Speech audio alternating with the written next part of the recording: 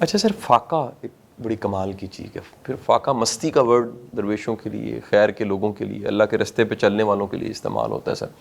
سر دین میں بھی ہمیں اگر سیرت پڑھتے ہیں اور صحابہ کرام کی زندگی پڑھتے ہیں، بڑے خیر کے لوگوں کی زندگی پڑھتے ہیں، تو ہمیں فاقہ ملتا ہے سر کہ صبح کھایا ہے، شام کو کھایا، درمیان میں سر پورا دن کچھ نہیں کھایا، انرجی لیول بڑا بیلنس ہے سر.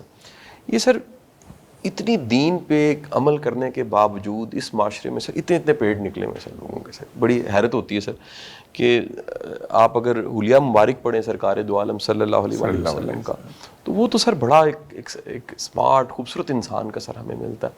تو یہ جو دوپہر کا کھانا ہے سر، کوئی اس کو مائنس کرنے پہ کمپین نہیں ہونی چاہیے سر؟ کی ضرورت ہے نہیں، کھائے جا رہے ہیں. پوری دنیا میں گھوم جائیے آپ، ماسوا انڈین سب کانٹیننٹ کے باقی سب جگہوں پر آپ کو 2 وقت کا کھانا ملے گا. ایک صبح ناشتہ اور دوسرا رات کا کھانا. دوپہر ان کے یہاں زیادہ سے زیادہ ایک چھوٹا سا سینڈوچ لے لیا، فروٹ کا 1 آدھ پیس لے لیا کوئی.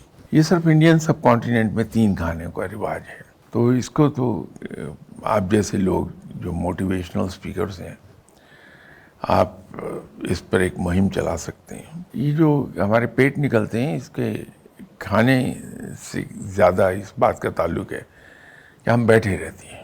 آپ کبھی ایک تجربہ کر کے دیکھیے، آفیسز سے پیونس کو ہٹا دیجیے، ان کو اسی آفس میں دوسری کوئی اسائنمنٹ دے دیں.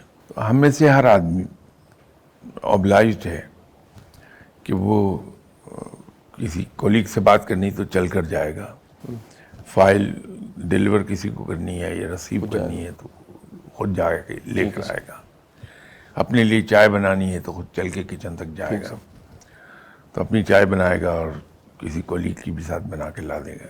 یہ ایکٹیویٹی جو ہے اس کی چلنے کی، یہ خاصی ایکسرسائز کا سبب بن جاتی ہے. پھر گھر میں ہمارے یہاں جب ٹیلی ویژن نے ہماری فزیکل ایکٹیویٹی کرٹیل کر دی.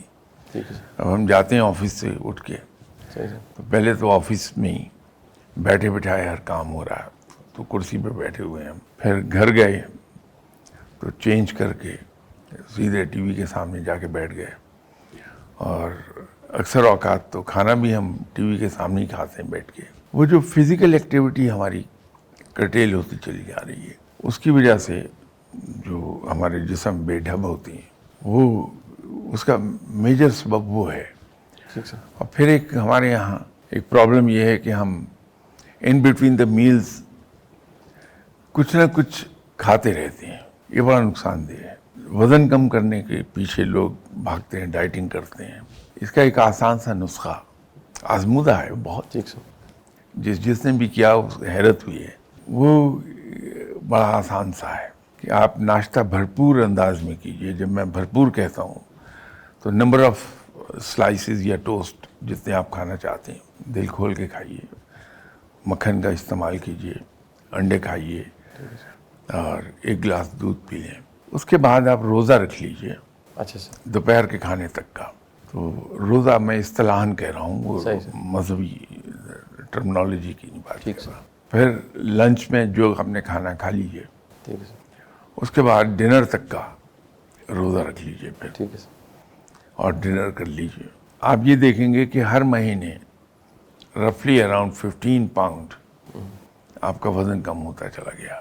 صرف یہ ایک عادت ہٹا لیں کہ ان بٹوین دا میلز ہم نے کچھ کھانا نہیں ہے.